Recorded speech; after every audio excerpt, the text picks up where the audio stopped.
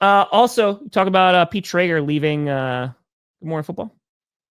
Oh yeah, those were just old notes I had in there because I needed to put some notes somewhere. But yeah, Schrags left Good Morning Football. You just Schrags open up the left. GPS doc every day and just go, yeah, I'm just put it Yeah, here. I was like, am I going to talk about these things? I just copied and pasted it there because it was the first document open. But that shows You've been doing dying. some stuff you just did a whole ESPN Yeah. video and talking about kind of like the state of sports media. My question is, I was gone for 2.5 weeks. It didn't get better? No, it didn't get any better while you were gone. They literally the Ovechkin record was one of the points I made in that video. Yeah. Is First Take turned it into a conversation about how it compared to LeBron James. So I don't know if this, I honestly don't remember if this started right before I was leaving or I saw it like in the very early parts of my trip that the Stephen A. Smith, LeBron James feud was continuing. yeah, Like that was taking over the internet for a while. And I was just like, yeah, I do not care. Like this is not something that I could be forced to care about. yeah.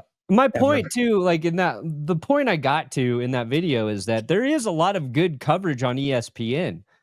There's good people there, but First Take is not a good show.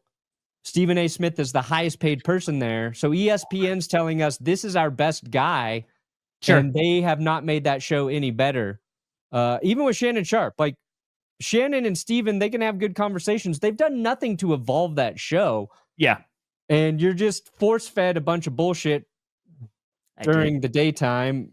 And it's also about like what actually gets talked about on social media. And it's always the worst takes from the show, the mistakes. Sure. But you know, it's and there's so many options out there. It's like if you want the shows to just be presented to you on TV, you're probably missing out. If you're somebody who cares enough about sports, you're going to seek out what you want. You're going to find great things. Well, but I think it's a mix of so many different things, right? I mean, I think you have the direction that the internet has been pushed in to get those reactionary hot takes. I mean, we've been in the age of hot takes for how long now? Is it naive of me to say I feel like that I don't want to say we're past it because I feel like that's like kind of what we're at, but like it's just got so oversaturated. Like everybody did that for years. Yeah. And I feel like there's just a numbness of like, I don't even care anymore. Like just saying ridiculous things on the internet or saying things on a talk show that's going to get clipped.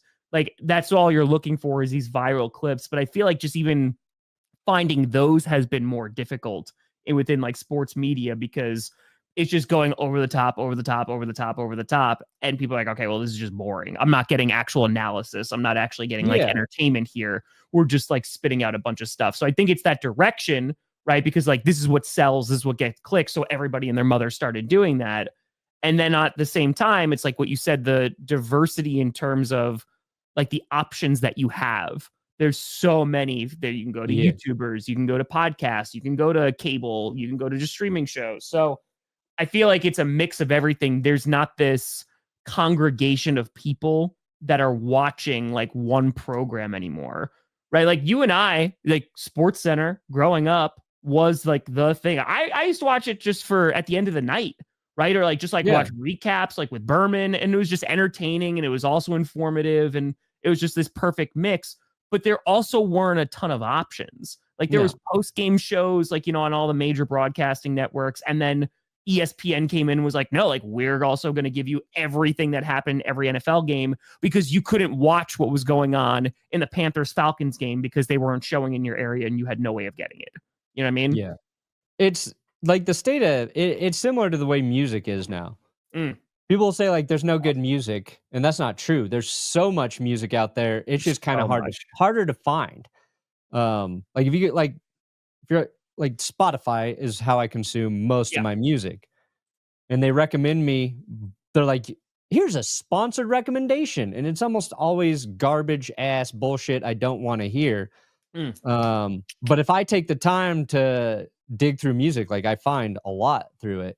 And sometimes you're like, oh, this song's great. And then you go and it's like a band who gets like 7,000 monthly listens. Yeah. Like it's a little more obscured. But that's the same way, like, if you're I think it becomes down like how dedicated are you as a sports fan to hearing what you want to hear? And in terms of like, what are you seeking out? Like, do you just put on stuff for background noise? Like, I'm sure like this show is a great background noise show for a lot of people. A lot of people are also engaged with it. That's ESPN was background for a long time. And now people don't like it. ESPN is still going to do numbers because it'll be on the screen at your gym, but somebody's going to put in their podcast and listen to something else about the sports thing they want to listen to. Yeah. Like, shout out to people watching GPS at the gym right now. Fuck yeah. Get ripped. Show us text pictures of your muscles. Tweet them.